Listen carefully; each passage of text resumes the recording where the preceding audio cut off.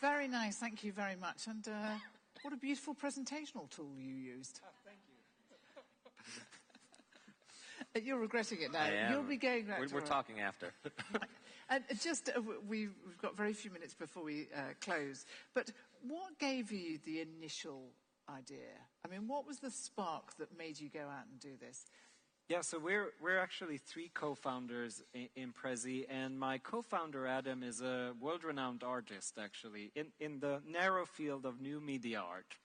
And he would do these beautiful visualization that would capture people's imagination. And one of the persons that got inspired was my second co-founder, who's confusingly enough also called Peter.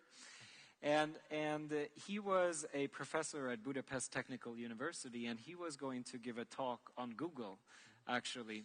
And he asked Adam about, what is this beautiful software that you're using to create these visualizations? And Adam turned to him and said, well, it's just my code.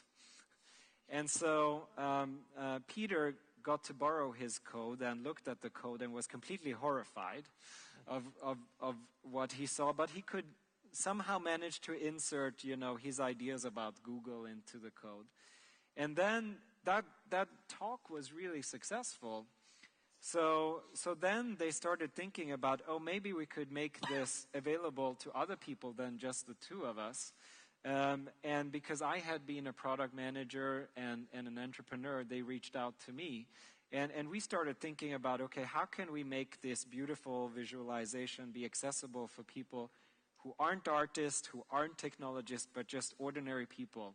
And so that's how we got started. And what was the, I mean, you said that you were at this conference and all those people put up their hands. But when did you first know that this was going to be a success?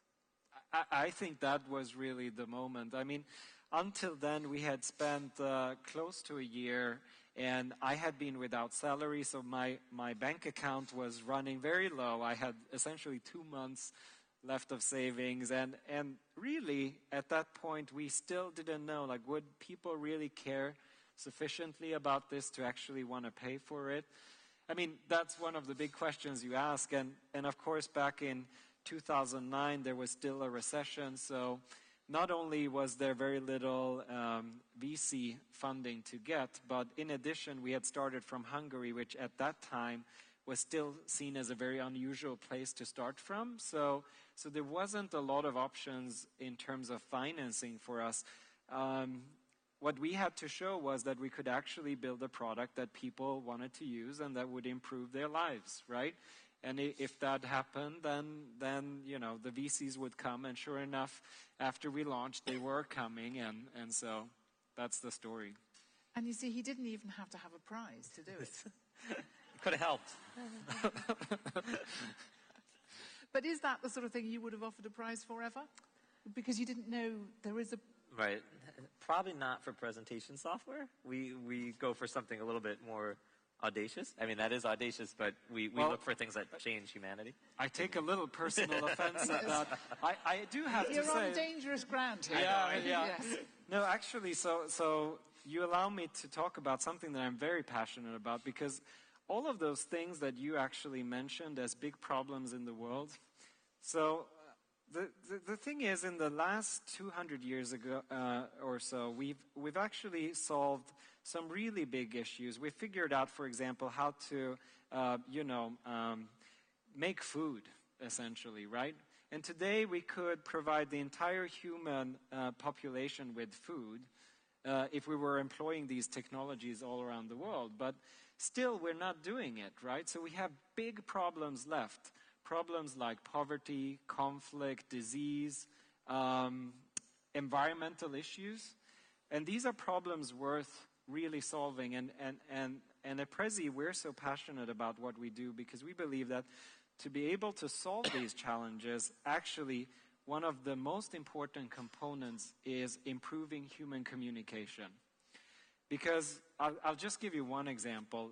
Did you guys know that penicillin was invented 50 years ahead of its actual use? And so if we would have had better ways of actually understanding what it does and sharing the information, imagine if we had just cut down those 50 years with 10 years, how many more people would be alive today?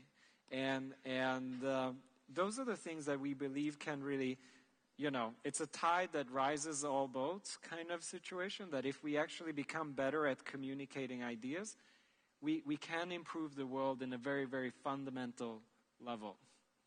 Fantastic. Well, it's a perfect segue, ladies and gentlemen, because tomorrow morning there will be a session on communication.